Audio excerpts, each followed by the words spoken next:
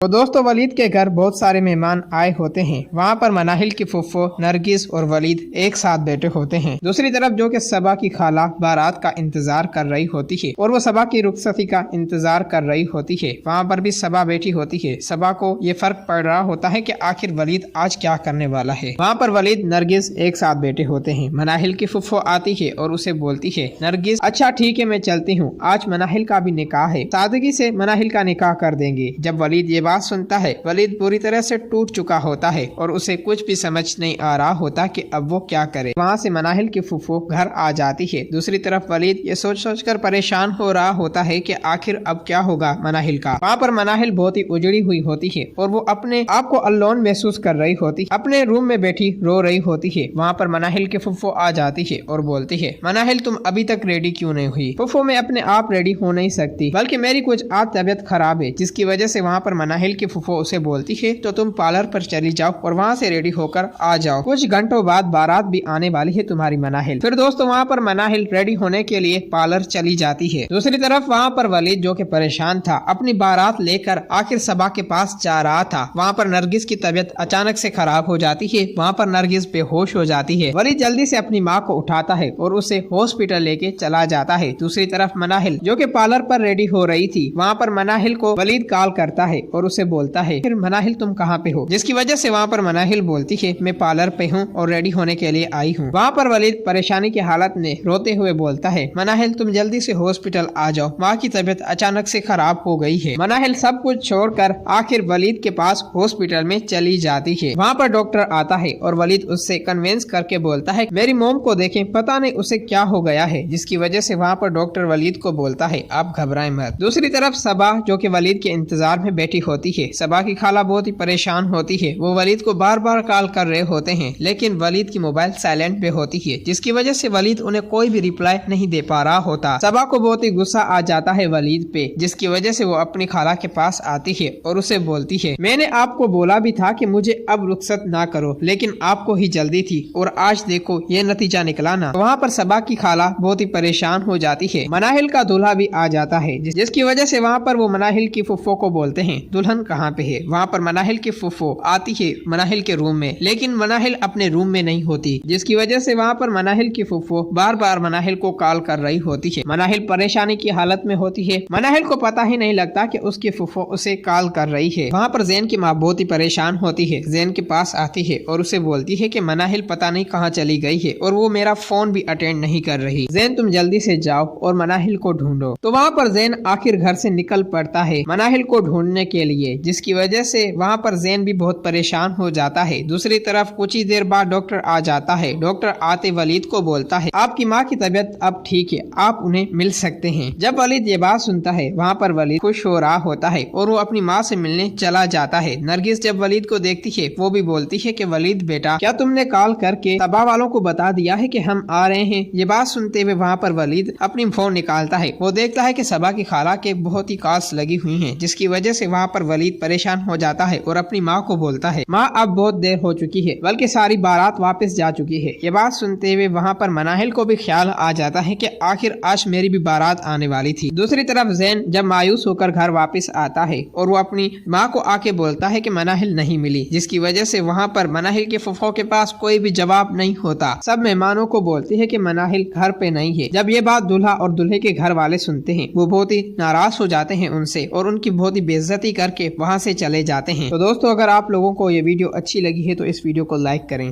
Part 2 देखने के लिए हमारे इस चैनल को सब्सक्राइब करें।